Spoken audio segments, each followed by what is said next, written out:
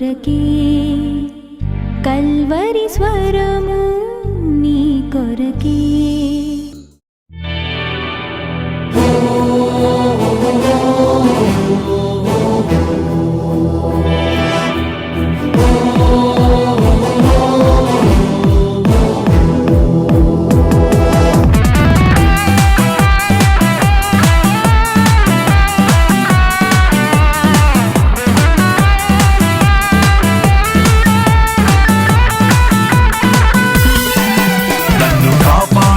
దేవుడు కునుకడు కునుకడు నన్ను రక్షించు నా యేసుడు నిద్రపోడు నిద్రపోడు కాపాడు నా దేవుడు కునుకడు కునుకడు నన్ను రక్షించు నా యేసుడు నిద్రపోడు నిద్రపోడు స్తుతులకు పాత్రుడు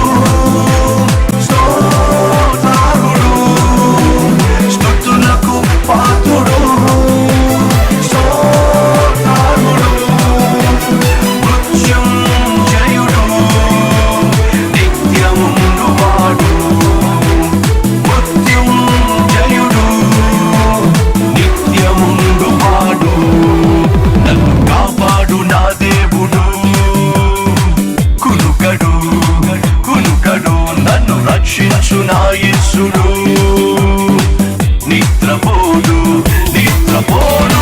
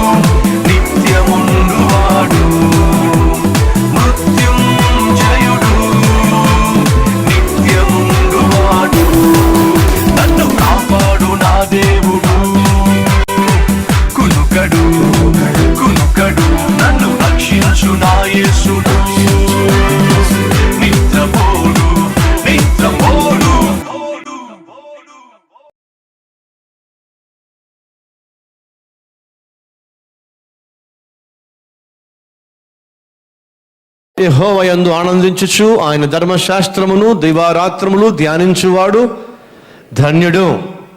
దేవుని వాక్యమును ప్రేమించే వ్యక్తి ధన్యుడు. ఆ వాక్యాన్ని ధ్యానించి అలా జీవించేవాడు ధన్యుడు అనే విషయాన్ని పోయిన వారం మనం విన్నాం.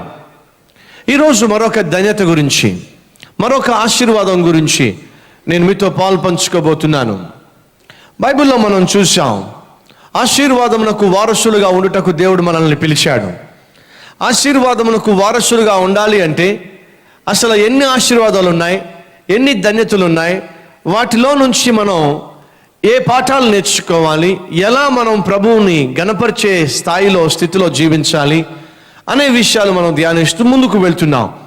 ఈరోజు మనం ధ్యానించబోతున్న మరొక ఆశీర్వాదము, మరొక ధన్యత లూకా సువార్తలో మనం చూస్తాం. లూకా సువార్త 11వ అధ్యాయము 28వ వచనము. దేవుని వాక్యము విని దానిని గైకొను వారు మరీ ధన్యులని చెప్పెను. దేవుని వాక్యము విని గైకొను వారు మరి ధన్యులు. యేసయ్య అంటున్న మాట. ఎవరు దీవించబడిన వాళ్ళు? ఎవరు ఆశీర్వాదానికి వారసులు? ఎవరు దేవుని చేత హెచ్చించబడేవారు? ఎవరు ఇతరులకు మాదిరికరంగా జీవించగలవారు? ఎవరు ఇతరులకు సహాయము చేయగలవారు? ఎవరు ఇతరుల యొక్క ఇబ్బందుల్లో పాలు పంచుకొని చేయూతనివ్వగలిగిన వారు? దేవుడు చెప్తున్నాడు, వాక్యము విని ఆ వాక్య ప్రకారము జీవించు వారే ధన్యులు. ఈరోజు సంఘాల్లో వాక్యము వినేవాళ్ళు ఎక్కువైపోయారు. క్రైస్తవ ఛానల్స్ కూడా బాగా వచ్చేసినాయి. సో అమితంగా ఇంతకు ముందు ఎన్నడూ కూడా వాక్యము విస్తరింపబడని విధంగా ఈరోజు వాక్యము విస్తరిస్తూ ఉంది. 5 years బ్యాక్ మనం వాక్యాన్ని టీవీలో వినాలంటే కేవలం మార్నింగ్ ఒక అరగంట సేపు, గంట సేపు మాత్రమే సాధ్యమయ్యేది. కానీ ఈరోజు 24 hours వాక్యాన్ని వినే అవకాశం దేవుడు మనకిచ్చాడు. అలా క్రైస్తవ ఛానల్స్ని దేవుడు లేవనెత్తాడు. అలా క్రైస్తవ ఛానల్స్ని స్టార్ట్ చేసిన వారికి నా ప్రత్యేకమైన అభినందనలు, అలాగే ధన్యవాదాలు.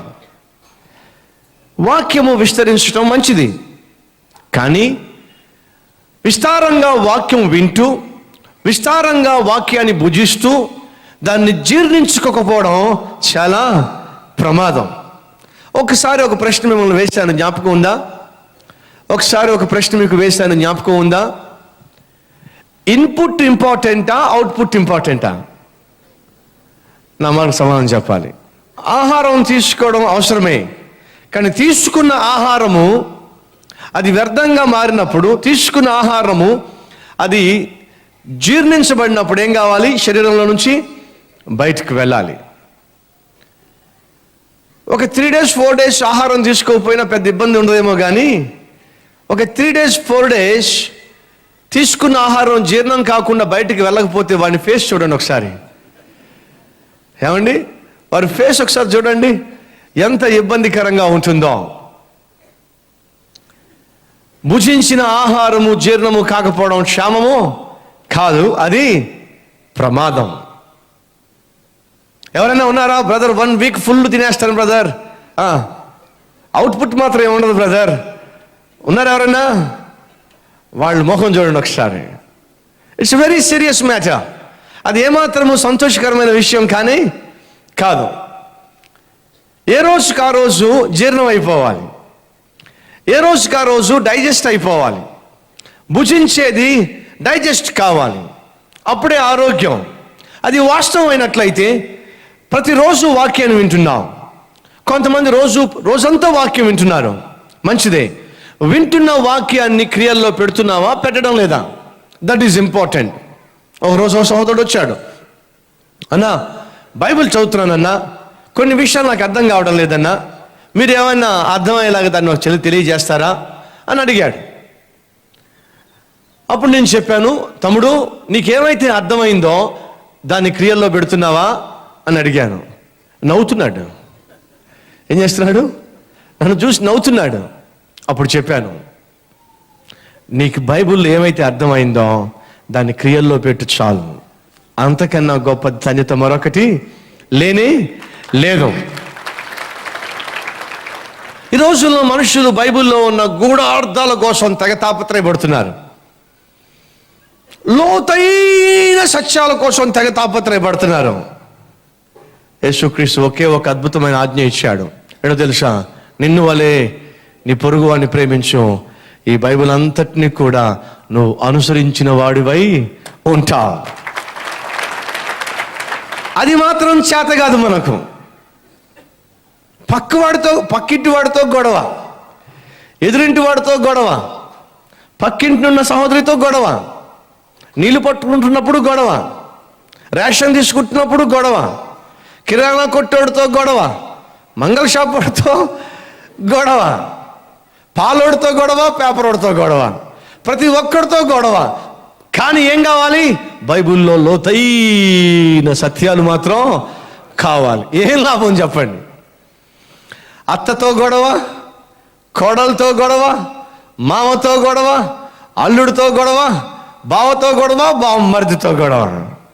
అయినా మనకేం కావాలి? బైబిల్లో ఉన్న గొప్ప సత్యాలు కావాలి. పాస్టర్తో గొడవ, సంఘంలో సభ్యులతో గొడవ, సంఘ పెద్దలతో గొడవ, తోటి విశ్వాసితో గొడవ. అయినా ఏం కావాలి? బైబిల్లో ఉన్న గొప్ప సత్యాలు మొదట నీకే తెలియాలి. నీ అంత వెర్రివాడు మరొకడు లేడో. నా ప్రియ సహోదరి, నా ప్రియ సహోదరి, ఈరోజు మనుషులు జ్ఞానం కోసం ప్రాకులాడుతున్నారు. అంచె దినాల్లో జ్ఞానము బహుగా విస్తరిస్తుందట. అది నీ జీవితంలో అంచె దినాలకు సూచనగా మారుతుంది. నా ప్రియ సహోదరుడా, నా ప్రియ సహోదరి, ఏదైనా తోటలో దేవుడు ఒక ఆజ్ఞ ఇచ్చాడు. ఏ పండ్లైనా తినండి, కానీ ఈ మంచి చెడులు జ్ఞానమునిచ్చు పండు మాత్రము తినమాకండి. ఎప్పుడైతే ఈ పండు తింటారో మీరు చస్తారో. మనిషి జ్ఞానం కోసం, జ్ఞానం అనే పండు తినడం కోసం తెగ ప్రాకులాడి ఆత్మీయంగా చస్తున్నాడు, ఆత్మీయంగా ఫలం లేకుండా జీవిస్తున్నాడు. నా ప్రియ సహోదరి, నువ్వు బైబిల్ని ఎంత డీప్గా చదివావు అనేది ఇంపార్టెంట్ కాదు. బైబిల్లో ఉన్న సత్యాలను ఎంత జాగ్రత్తగా నీ జీవితంలో క్రియలుగా పెట్టావో అది ఇంపార్టెంట్. నేను చాలా జాగ్రత్తగా గమనిస్తూ ఉంటాను. ఈ బైబిల్ క్విజ్ పెట్టినప్పుడు కొంతమంది వాళ్ళే ఫస్ట్ ఏ బైబిల్లో, ఏ సంఘంలో, ఏ యూత్ రిట్రీట్లో, ఏ యూత్ ఫెస్ట్లో క్విజ్ పెడితే ఆ అమ్మాయికే క్విజ్లో ఫస్ట్, ఆ అబ్బాయికే క్విజ్లో ఫస్ట్, ఆ టీంకే క్విజ్లో ఫస్ట్. వాళ్ళే ఫస్ట్. మంచిది. బైబిల్లో ఉన్న విషయాలు తెలుసుకోవడం, బైబిల్లో ఎన్ని చాప్టర్స్ ఉన్నాయో, ఎన్ని అధ్యాయాలు ఉన్నాయో, ఎన్ని వచనాలు ఉన్నాయో, ఎన్ని పుస్తకాలు ఉన్నాయో, ఎవరెవరు ఏ పుస్తకం రాశారో, ఎక్కడ ఏముందో తెలుసుకోవడం మంచిదే. బైబిల్లో ఎక్కడ ఏముందో తెలుసుకోవడం మంచిదే, కానీ ఆ బైబిల్ ఇక్కడ లేకపోతే మాత్రం ప్రయోజనము లేదు. బైబిల్ ఇక్కడ ఉండకపోతే, బైబిల్లో ఎవరు ఎక్కడున్నారో, ఏ వచనం ఎక్కడుందో, ఏది ఎక్కడుందో నీకు తెలియడం వల్ల ప్రయోజనము లేదు. కాబట్టి యేసయ్య అంటున్నాడు, దేవుని వాక్యమును వినడం మాత్రం ఇంపార్టెంట్ కాదు, విన్న వాక్యాన్ని క్రియలలో పెట్టువాడు ఏమిటంట? ధన్యుడు. ఈరోజు నా ప్రియ సహోదరుడా, నా ప్రియ సహోదరి, తెగ సంబరపడిపోతున్న బైబిల్ని 10 times చదివామని. మంచిది, బైబిల్ చదవడం తప్పేం కాదు. కానీ 10 times చదివాను అని చెప్పుకోవడం మాత్రం, అలా చెప్పుకోవడం కోసం మాత్రం బైబిల్ చదవడం వల్ల ప్రయోజనము లేదు. ఇతరులకు చెప్పడానికి కాదు నువ్వు బైబిల్ చదవాల్సింది, ఇతరులు చూడడానికి కాదు నువ్వు దీర్ఘ ప్రార్థనలు చేయాల్సింది, ఇతరులను మెప్పించడానికి కాదు నువ్వు పరిశుద్ధంగా కనిపించాల్సింది, ఇతరులను ఇంప్రెస్ చేయడానికి కాదు నువ్వు భక్తిపరుడుగా అగుపడాల్సింది. మరి దేనికి? దేవుని వాక్యాన్ని క్రియల్లో కనపరచడానికి. ఈరోజు వాక్యం వింటున్న ప్రియ సహోదరుడు, ప్రియ సహోదరి, హూ ఆర్ యూ? ఎవరు నువ్వు? వాక్యాన్ని వినడంలో సంతోషించేవాడివా, లేక విన్న వాక్యాన్ని క్రియల్లో పెట్టడంలో సంతోషించేవాడివా? యాకోబు భక్తుడు ఈ విధంగా సెలవిచ్చాడు. యాకోబు పత్రిక 1వ అధ్యాయం 22వ వచనము, మీరు వినువారు మాత్రమై ఉండి మిమ్మును మీరు మోసపుచ్చుకొనకుండా వాక్య ప్రకారము ప్రవర్తించువారునై ఉండుడి. ఎవడైనను వాక్యమును వినువాడై ఉండి దాని ప్రకారము ప్రవర్తింపని వాడైతే వాడు అద్దములో తన సహజ ముఖమును చూచుకొని మనుష్యుణ్ణి పోలి ఉన్నాడు. మీరు వినువారు మాత్రమై ఉండి, వినేవారుగా మాత్రమే ఉండి, జ్ఞానాన్ని సంపాదించే వారిగా మాత్రమే ఉండి, క్రియల్లో మీ జీవితం లేకపోతే మిమ్మల్ని మీరే ఏం చేసుకుంటున్నారట? మోసం చేసుకుంటున్నారట. మిమ్మల్ని మీరే ఏం చేస్తున్నారట? నాశనం చేసుకుంటున్నారట. మిమ్మల్ని మీరే ఏం చేస్తున్నారట? ఇబ్బందికరమైన జీవితానికి అప్పగించుకుంటున్నారట. మనలో ఎవరైనా ఉన్నారా? ఎవరు తమ్మును తాము మోసపుచ్చుకునేవాళ్ళు, తమ్మును తాము గాయపరుచుకునేవాళ్ళు, తమ్మును తామే నాశనం చేసుకునేవాళ్ళు ఈరోజు వాక్యం వింటున్న వారిలో ఎవరైనా ఉన్నారా? అదేంటండి, నన్ను నేను మోసం చేసుకోవడం ఏమిటి? నేనే బాగా మోసం చేస్తాను ఇతరుల్ని, నేనే పెద్ద మోసగాడిని, నేను మోసం చేయలేనటువంటి వాడు అంటూ ఎవరు లేరు, అటువంటి మోసగాడిని నన్ను నేను మోసం చేసుకోవడం ఏమిటి?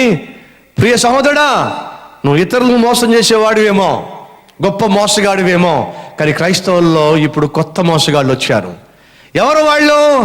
తమ్మును తామే మోసం చేసుకునేవాళ్ళు. ఇప్పుడు చెప్పాలి, ఇతరులను మోసం చేసేవాడు గొప్పోడా? ఏమండి, ఇతరులను మోసం చేసేవాడు గొప్పోడా? తన్ను తానే మోసం చేసుకునేవాడు గొప్ప మోసగాడా? ఎవరు చెప్పాలి? ఏమండి, తను తానే మోసం చేసుకునేవాడే బహు మోసగాడు. బైబిల్లో దేవుడు చెప్తున్నాడు, అలాంటి మోసగాళ్ళు ఉన్నారట. ఎవరు వాళ్ళు? వాక్యాన్ని విని క్రియల్లో పెట్టని వాళ్ళు మోసగాళ్లకు మోసగాళ్ళు. మోసగాడు సాధారణంగా ఇతరులను మోసం చేస్తాడు. మరి మోసగాళ్ళకే మోసగాడు తను తానే మోసం చేసుకొని మోసపోయి పెద్దగా ఫీల్ అవుతూ ఉంటాడు, అబ్బో నేను గొప్పోడిని అని చెప్పి. అంతకన్నా ఫూలిష్నెస్ మరొకటి లేదు. అడుగుతున్నాను ఈరోజు, వాక్యం వినేవాడిగా మాత్రమే ఉండి క్రియల్లో పెట్టలేకపోతున్నావా? జాగ్రత్త. ఈ వాక్యము మనకు దేవుడిచ్చాడు. దేనికోసం? కేవలం చదివి సంతోషించడానికి కాదు, దేనికోసం? కేవలం విని ఆనందించడానికి కాదు. మరి దేవుడు ఎందుకు ఇచ్చాడు ఈ వాక్యాన్ని? దేవుడు ఎందుకు ఇచ్చాడు తన ఆజ్ఞలను? మనము శిరస్సా వహించడానికి, సంపూర్ణంగా లోబడి క్రియల్లో పెట్టడానికి. అందుకే దేవుడు చెప్తున్నాడు, విని వాటిని క్రియలో పెట్టువాడు, వాటి ప్రకారము చేయువాడు మరి ధన్యుడో, బహుధన్యుడో, దీవించబడినవాడు, ఆశీర్వదించబడినవాడు, దేవుని చేత మెప్పు పొందుకునేవాడు, దేవుని చేత హెచ్చించబడేవాడు, దేవుని చేత గణపరచబడేవాడు, దేవుడు లెక్కించేవాడు. ఎవరయ్యా అంటే వాక్యాన్ని క్రియల్లో పెట్టేవాడు. ఈరోజు అటువంటి వారి కొరకు ఏదో యెహోవా ఎదురు చూస్తున్నాడు.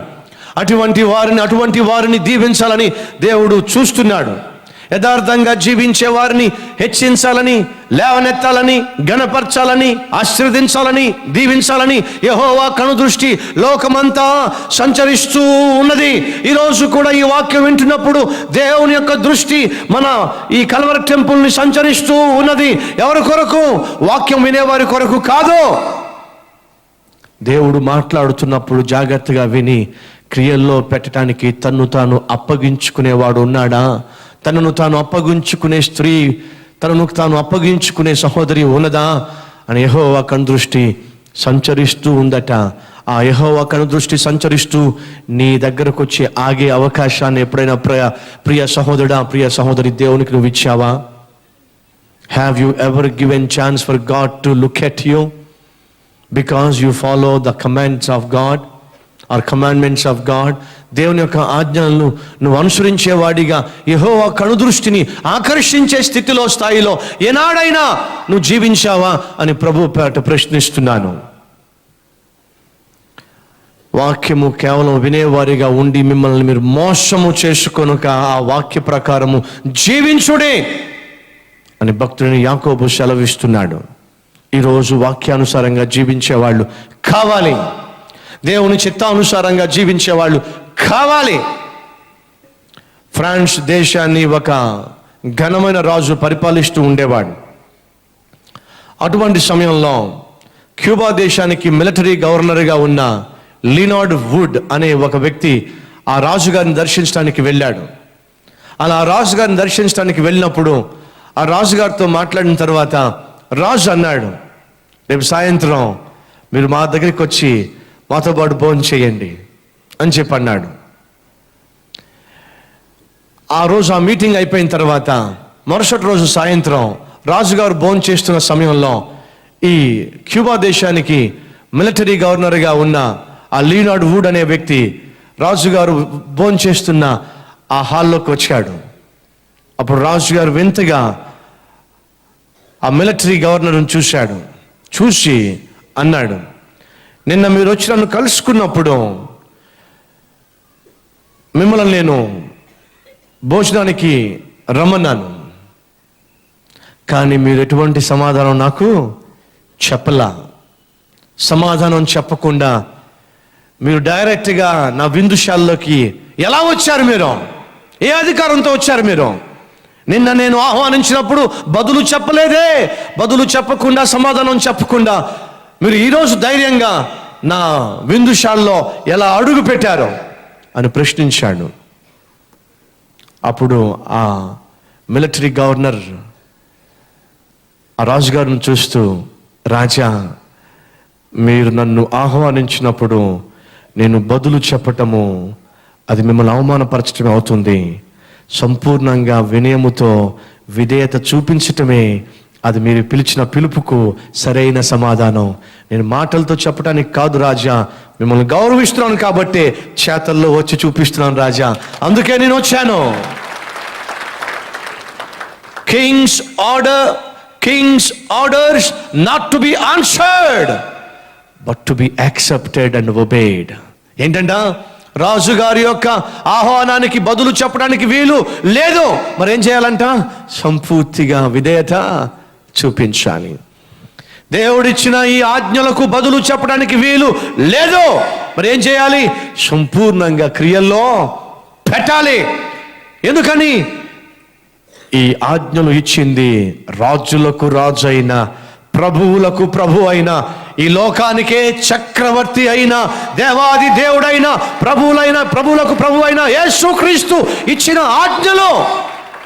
ఈ ఆజ్ఞలను మనం తిరస్కరించడానికైనను, ఈ ఆజ్ఞలను మనం పెడచెవిని పెట్టడానికైనను, ఈ ఆజ్ఞలను మనము నిర్లక్ష్యము చేయడానికైనను వీలు లేదు. అలా చేసే ఆత్మీయుడు మోసగాడు. అలా చేసే వ్యక్తి తాను మోసం చేసుకుంటున్నాడు. ఆ క్యూబా గవర్నర్ అంటున్నాడు, అయ్యా రాజా, మీరు నాకు ఒక ఆజ్ఞ ఇచ్చారు, దానికి నేను బదులు చెప్పకూడదు రాజా, మరి ఏం చేయాలి? శిరస్స వహించి లోబడ్డం తప్ప వేరే ఆప్షన్ నాకు లేదు రాజా. కాబట్టి క్రియల్లో పెట్టడానికి ఈరోజు విందుకు వచ్చాను. ఈరోజు దేవుణ్ణి క్రియల్లో కీర్తించేవాళ్ళు కావాలి. ఈరోజు దేవుణ్ణి క్రియల్లో చూపించేవాళ్ళు కావాలి. వాక్యాన్ని చదివేవాళ్ళు, వాక్యాన్ని ధ్యానించేవాళ్ళు, వాక్యాన్ని నాలాగా బోధించేవాళ్ళు ఈరోజు మితిమీరిపోతున్నారు, బహుగా పెరిగిపోతున్నారు. కానీ వాక్యానుసారంగా జీవించేవాళ్ళు కావాలి. సిటీ స్టడ్ అనే ఒక భక్తుడు కొత్తగా రక్షించబడ్డాడు. అప్పట్లో అతను ఇంగ్లాండ్ దేశంలో క్రికెట్ ఆడడంలో ఫేమస్ క్రికెట్ ప్లేయర్. బాగా డబ్బు సంపాదిస్తూ ఆస్తిని కూడబెట్టుకుంటూ కోటీశ్వరుడుగా చలామణి అవుతున్న సిటీ స్టడ్ రక్షించబడిన సమయంలో తను ఒకసారి బైబిల్ తెరిచాడు. బైబిల్ తెరిచిన వెంటనే తన కళ్ళు వెళ్ళి ఒక వాక్యం మీద పడింది. ఏంటో తెలుసా వాక్యం? నీవు కలిగినదంతయు అమ్మి బీదలకు ఇచ్చి నన్ను వెంబడించుము అనే వాక్యాన్ని ఆ రోజు ఉదయమే లేచి చదివాడట. ఏముంది వాక్యంలో? నీవు కలిగినదంతయు అమ్మి బీదలకు ఇచ్చి నన్ను వెంబడించుము. ఆ వాక్యం చదివిన తర్వాత ఇంక కిందకు వెళ్ళలేకపోయాడండి. ఈ ఒక్క వాక్యాన్ని క్రియల్లో పెట్టలేని నేను ఇంకా మిగిలిన వాక్యాలు చదవటం వల్ల ప్రయోజనం ఏముంది అని చెప్పి ఆ బైబిల్ను మూసివేసి తాను కలిగి ఉన్న ఆస్తి అంతటిని కూడా అమ్మి పేదలకు పంచిపెట్టి, ప్రభువా నువ్వు చెప్పినట్టుగా నేను చేశానయ్యా, నన్నేం చేయమంటావు? అప్పుడు దేవుడు చెప్పాడట, నన్ను వెంబడించు, మనుషులను పట్టే జాలరిగా నిన్ను చేస్తాను.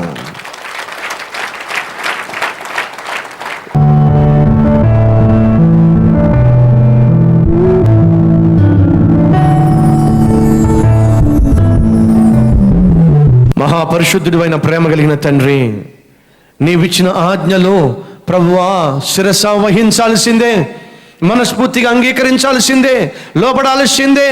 అంతేగాని కేవలం విని మాత్రమే విడిచిపెడితే, కేవలం ధ్యానించి మాత్రమే వదిలిపెడితే అది ఏమాత్రం మాకు క్షేమము కాదని, అలా విని విడిచిపెట్టే వాళ్ళు మోసగాళ్ళని, తమను తామే మోసపరుచుకునే దౌర్భాగ్యులని ఈరోజు మేము తెలుసుకున్నాం. నిజమే నాయనా, చాలా కాలంగా మేము వినేవారిగా ఉన్నాం తప్ప, మమ్మల్ని మేము మోసం చేసుకుంటూ వచ్చాం తప్ప సత్యమును గ్రహించలేకపోయాం. అయ్యా, మేము దీవెనకరంగా ఉండడానికి పిలువబడ్డాం, ఆశీర్వాదకరముగా ఉండడానికి పిలువబడ్డాం. అయినట్లయితే మేము నీ వాక్యమును విని దానిని క్రియల్లో పెట్టినట్లయితే మేము మరి ధన్యులము అని వాక్యం సెలవిస్తూ ఉండగా, నాయన ఇక నుంచి నీ వాక్యానుసారంగా జీవించే జీవితం మాకు దయచేయండి నాయన. ఏమైతే విడిచిపెట్టాలో వాటిని విడిచిపెట్టగలిగిన శక్తి మాకు ఇవ్వండి ప్రభువా. ప్రతి ఒక్కరితో సమాధానము కలిగి జీవించే కృప మాకు దయచేయండి నాయనా. మేము మా ఇంటి వారినే ప్రేమించలేకపోతే, నాయనా మా తోబుట్టువులనే మేము ప్రేమించలేకపోతే, భర్తనే, భార్యనే, తల్లినే, తండ్రినే, అత్తనే, మామనే, కోడల్నే, అల్లుడినే ప్రేమించలేకపోతే, సమాధానం కలిగి ఉండలేకపోతే, మనం ఏ రీతిగా మేము నాయన శత్రువుని ప్రేమించగలం? అయ్యో, కఠినమైన హృదయములు కలిగి కూడా, క్షమించలేని హృదయములు కలిగి కూడా, సమాధానం పడ్డానికి ఇష్టపడని హృదయములు కలిగి ఉండి కూడా క్రైస్తవులుగా మమ్మల్ని మేము భావించుకుంటున్నాం. మమ్మల్ని క్షమించండి నాయన. అయ్యా, ఇప్పటి వరకు మమ్మల్ని మేము మోసం చేసుకున్నాం. సిటీ స్టర్డ్ తనకున్న ఆస్తి అంతటిని అమ్మేశాడు, ఇచ్చేశాడు. ఎందుకని? నీ వాక్యాన్ని తూచా తప్పకుండా జీవించాలి, ప్రాక్టీస్ చేయాలి అని ఆశపడ్డాడు. కనుక శిష్యులు వారు కలిగి ఉన్న వ్యాపారాన్ని, వలలను, పడవలను, దోణలను, తల్లిదండ్రులను విడిచిపెట్టి నేను వెంబడించాను. అయ్యా, మిమ్మల్ని వెంబడిస్తున్నప్పుడు వేటినైతే విడిచిపెట్టాలో వాటిని విడిచిపెట్టే శక్తిని మాకు ఇవ్వండి. మీరు ఏ విధంగా మా జీవితాలు ఉండాలని ఆశపడుతున్నారో ఆ విధంగా మా జీవితాలను జాగ్రత్త పరచుకోవడం మాకు నేర్పించండి. ఈ రోజు నుంచి నాయన విన్న వాక్యాన్ని, చదివిన వాక్యాన్ని క్రియల్లో పెట్టుటకు మాకు కావలసిన మంచి మనసు దయచేయమని, నువ్వు చూసిన ప్రతిసారి నాయన మీరు సంతోషించే విధంగా మేము జీవించటకు కృపనివ్వమని యేసయ్య పేరట వేడుకొంచున్నాము తండ్రి. ఆమేన్.